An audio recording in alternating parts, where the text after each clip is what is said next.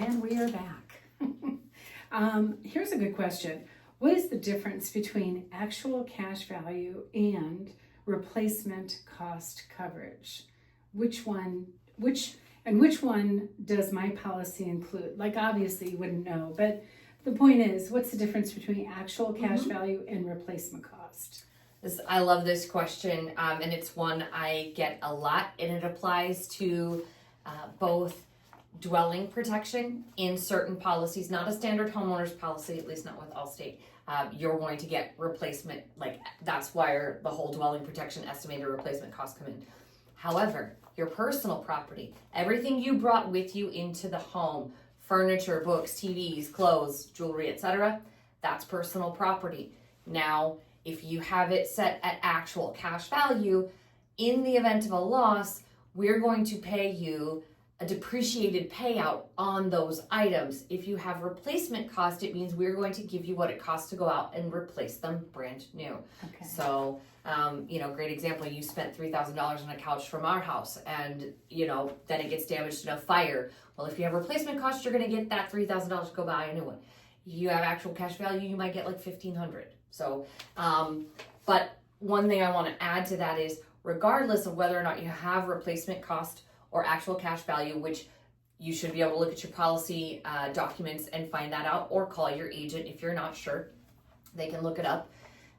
But regardless of which kind you have, if you don't have an inventory of your stuff, you're going to get a minimum payout on that in the event of a loss. So this inspires me to ask this question. When was the last time you took your own camera and you went in one room and just took pictures of what was in the room? Right. Go to your closet. Do the same. Mm-hmm. Have you ever thought about how much money you have in your stuff? Home? Yeah, your stuff is more money than you think. Mm-hmm. And obviously none of us keep receipts forever.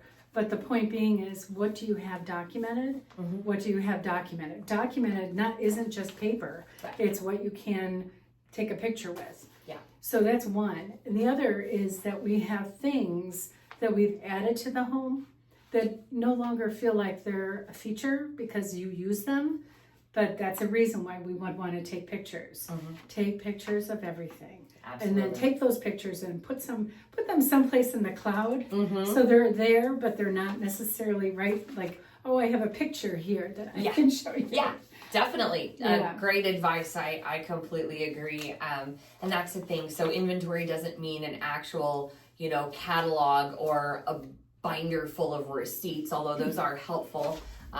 If anyone's interested, we can probably post, I have a checklist that you can use kind of for helpful documentation on that, what you'll need to We'll add that PDF to this video. Yeah, so definitely. That's a great Now, idea. For the dwelling protection, so one thing I want to touch on is when it comes to what we call a landlord's package policy or a dwelling fire policy, is that some landlords will choose to insure their properties for actual cash value, which is again a depreciated. Typically that's in the event that you are not financing a property. Most lenders are going to require a replacement cost policy, but it is an option in the actual dwelling protection. So let's say that replacement cost is $600,000 minus depreciation of like $250,000.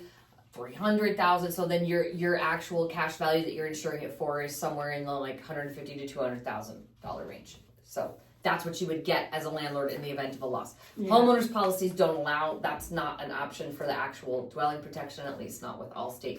You'd have to get a different kind of policy. Okay. I'm getting the drift that cash is not as good as replacement. Correct. Cost. Yes. Yep. In this case, actual cash value is what it's worth, not what you paid for it. Similar to a car, when you buy a brand new car and it's $30,000, you drive it off the lot and it's worth $20,000, and that actual cash value, like that's what you're going to get paid out. So. Okay, good to know. Good to know. Mm-hmm. And let's go for the idea of: are there any discounts available for installing safety features like security systems, smoke detectors, or storm shutters? We don't really have storm shutters. Not really here. That's more of a coastal thing and a southern thing. Now, it depends on the type of policy that you have. So again, as as things evolve and we have more and more technology, a lot of these things are baked into the rating rather than specific discounts. However, there are some policies that would be a discount available. Fire and, extinguishers, fire alarm systems, whole house security systems and things like that. If you are in a condo or a townhome type of policy, definitely do apply still.